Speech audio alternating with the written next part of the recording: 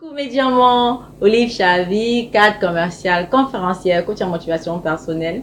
Si c'est la première fois que tu viens par ici, je te prie de cliquer là, juste sur ce bouton là, pour t'abonner, liker et partager. Aujourd'hui, on va traiter d'un thème très intéressant, comme tous nos thèmes d'ailleurs, ils sont très intéressants. Il faut être sage dans la vie, la sagesse de la vie.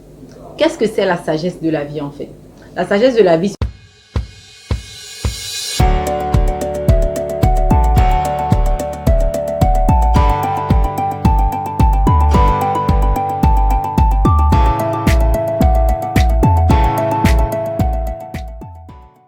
ce n'est pas faire les choses parce qu'on voit les autres les faire. Attention. Faire les choses parce que ça rentre dans le cadre des objectifs qu'on s'est fixés. Faire des choses parce que ça rentre dans le cadre des objectifs de vie qu'on s'est fixés. C'est comme ça qu'il faut faire les choses. Il ne faut pas faire les choses par suivisme. Parce qu'on a vu les gens les faire, alors on veut faire. On veut faire comme tel. Tel a voyagé, elle a à Dubaï, alors je vais partir. Tel a ouvert une boutique de, je ne sais pas moi, de mèches, alors je vais ouvrir. Tel a une boutique de vêtements, alors je vais le faire. Si ça ne cadre pas avec vos objectifs de vie, ça ne va jamais marcher. Parce que quand on marche ensemble, ce n'est pas parce que nous sommes tous amis qu'on aura forcément le même futur. Non, c'est faux. Ce n'est pas parce qu'on est tous amis qu'on aura le même futur. Évitons de, je ne sais pas, d'imiter les gens. Ça ne sert à rien. Parce que vous pouvez être 4 amis, par exemple. Vous marchez ensemble. Mais, premier point, vous avez des parents différents. Et vos parents ont leur background chacun différent. Derrière, il y a des riches, il y a des pauvres. Il y a d'autres qui planifient la vie de leurs enfants, il y a d'autres qui ne planifient pas. Si vous êtes de ces parents qui ne planifient rien, vous savez que non, vous ne pouvez compter que sur vous pour arriver où vous allez. Mais vous voulez éviter Michel, parce que Michel a décidé de s'acheter un billet d'avion et voyager. Elle vous dit que c'est elle qui a acheté son billet d'avion. Pourtant, c'est peut-être son père qui le lui a offert. Vous allez vous endetter pour acheter le billet d'avion, pour voyager avec elle, pour monter, descendre. Elle vous dit que non, c'est moi qui ai acheté cet hôtel, ceci, machin. Vous dites que ok, si elle peut le faire, moi, mais je peux le faire. Elle a pris l'argent où? Ça, c'est très important. Ne pas imiter les gens pour imiter parce que vous ne connaissez pas où leurs sources de revenus sortent. Parce que vous voyez quelqu'un vous dit que non, je ne vends que ça, je n'ai que ma boutique de mèches ci et tout. Et c'est ça qui donne la vie, c'est ça qui me donne l'argent. Donc j'ai fait ceci, j'ai gardé l'argent et finalement je vais. Non, c'est faux. Personne ne peut vous dire toutes leurs sources de revenus. Même nous, les coachs qui parlons sur Internet, on va vous donner en gros. Mais il y a des choses qu'on fait qui nous donnent un argent qu'on garde quelque part pour les gros projets. D'autres qui nous donnent un argent pour voyager parce qu'il faut vraiment voyager pour se reposer parce qu'on travaille énormément, c'est important. Mais si vous croyez seulement les gens sur parole et vous voulez imiter leur vie, ce sera très très dangereux. Je m'adresse surtout à mes jeunes sœurs parce que quand on a déjà notre âge, on a quand même déjà la maturité nécessaire de connaître ce qui est bon et ce qui n'est pas bon. Mais quand on est dans l'adolescence, c'est l'âge le plus dangereux de la vie. Alors moi, je vais vous raconter cette première histoire. C'est l'histoire de 4 copines qui marchaient ensemble et c'est dans un collège de la place. Mais il y avait une qui avait plus d'influence sur les autres. Ses parents étaient riches, tout le monde voulait marcher avec elle. C'était une fille sympathique et tout. Elle n'était pas bête, hein, elle était une fille très intelligente en fait.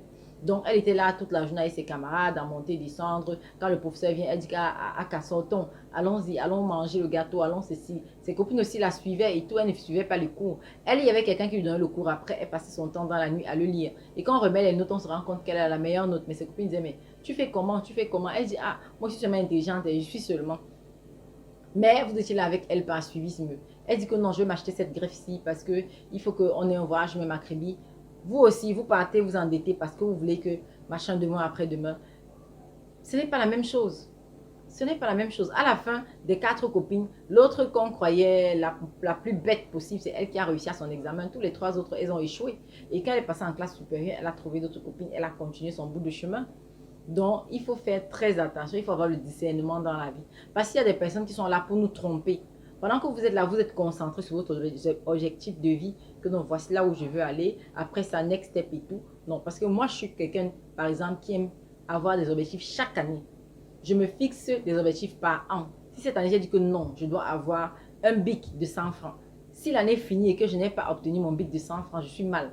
Il faut que au premier trimestre de l'année qui suit, que j'ai fermé ce sujet pour entamer le projet de l'année suivante. C'est comme ça. Donc, je suis tellement focus dessus que ce n'est pas toutes les distractions qui sont autour qui vont me gêner.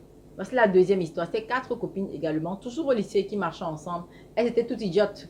Franchement, elles passaient le temps à échouer. Elles ont peut-être fait le bac 3, 4 fois, tout ça. Elles marchaient ensemble avec tes collègues, disaient que amour pour la vie et tout. Maintenant, voilà qu'à l'université, une des filles, son père l'a envoyée en Europe. Les autres, elles étaient ici, elles essayaient de cravacher, ça n'a pas donné. Celle que le parent a envoyée en Europe, qui était même la plus bête, elle a réussi. Aujourd'hui, elle travaille dans une multinationale. Les autres sont là, ils essaient de cravacher. Les autres ont fait des mariages, ainsi de suite. Ce n'est pas ça. Ce n'est pas parce qu'on marche ensemble qu'on a les mêmes parents. Non. Il y a des parents qui ont des projets de vie pour leurs enfants. Je vous le dis encore. Pendant que l'enfant est là, ça ne réussit pas. Le père se dit, ouais, comme c'est, elle est trop bête là même. Ça ne donne pas. Est-ce que je dois changer d'établissement? Est-ce que je l'envoie chez ma soeur en France? Ça va marcher? Est-ce que vous êtes là, votre parent ne fait pas. Votre parent, vous êtes son devant derrière. Il sait que, ouais, j'ai vendu les tomates aujourd'hui, j'ai envoyé la fille à l'école. Au moins, si elle réussit, elle va nous sortir de la galère. Mais vous allez marcher avec des personnes comme ça qui vont vous tirer vers le bas. Vous êtes là, vous n'apprenez pas. C'est dangereux. Restez focalisé sur vos objectifs. C'est important. Ne pas se distraire par, je ne sais pas, tout ce qui se passe autour de nous. Parce que les jeunes d'aujourd'hui, il y a tellement de distractions pour vous que souvent on perd même le nord en fait.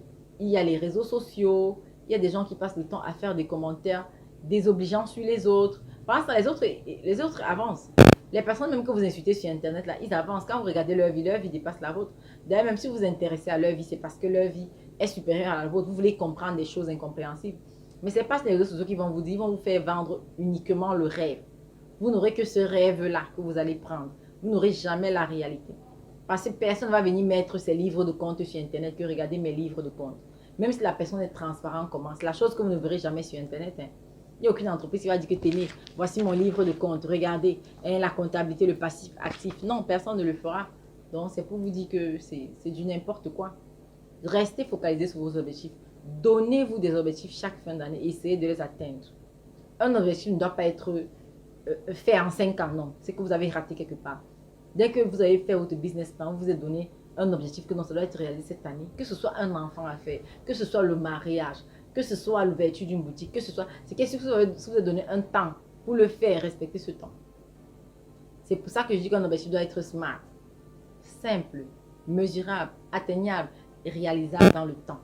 C'est important. Dans un temps défini. Si vous n'avez pas mis le temps défini, vous n'allez pas le réaliser. Vous dites par exemple, ouais, maman, je suis ici, il me faut construire. Mais je ne sais pas. Je pense que l'année prochaine, vous ne faites pas. Je pense dans 2 ans, non.